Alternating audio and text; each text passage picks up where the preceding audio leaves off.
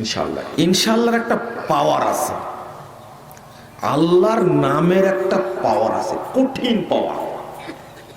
যদি না বলেন তারও পাওয়ার আছে, আর যদি বলেন তারও কি। সুলাইমান আলাইহিস সালাম বলেছিলেন, সেনাবাহিনী আমি গঠন করব, 100 স্ত্রীর সাথে এক রাতে সহবাস করব, 100 সন্তান হবে। কয়টা হয়েছিল? কি বলেননি তাই হয়নি? এই তো পাওয়ার, না বলার পাওয়ার। ইনশাআল্লাহ, ইনশাআল্লাহ না বলার পাওয়ার। একটা হয়েছে তাও কি প্রতিবন্ধী, ওর দ্বারা কিচ্ছু হবে না। আল্লাহর সাথে নবীর চুক্তি, চিন্তা করেন। সুলাইমান আলাইহিস সালাম কত বড় নবী, সারা জাহানের বাদশা থেকে।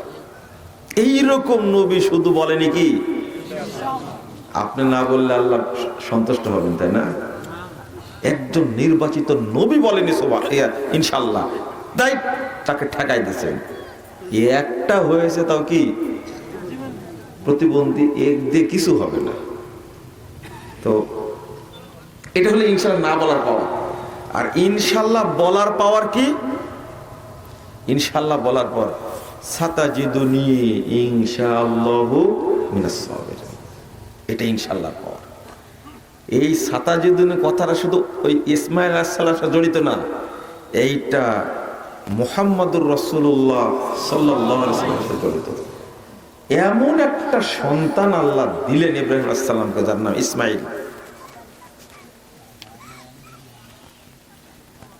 ইব্রাহিম আলাইহিস সালাম, আলহামদুলিল্লাহিল্লাযী ওয়াহাবা লি আলাল কিবারি ইসমাঈল ওয়া ইসহাক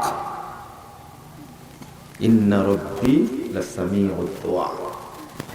এত প্রশংসা করলেন। সেই ইসমাইল আলাইহিস সালামের ঔরস থেকে আসলেন এত বছর পরে, 3500 বছর পরে আল্লাহ কবুল করলেন ইব্রাহিম আলাইহিস সালামের দোয়া। আসলেন আমাদের রাসূল মুহাম্মদুর রাসূলুল্লাহ সাল্লাল্লাহু আলাইহি ওয়াসাল্লাম। ইনশাআল্লাহ পাওয়ার, এমন পাওয়ার। যদি না বলতেন জবাই কিন্তু হয়ে যেত, আপনি জানেন? যদি না বলতেন ইফআল মাতুমার সাতাজিদুনি ইনশাআল্লাহু মিনাস সাবিরিন। ইসমাইল আলাইহিস সালাম না বললে, 11 বছরের বাচ্চা এটা না বললে কুরবানি কি হয়ে যেত।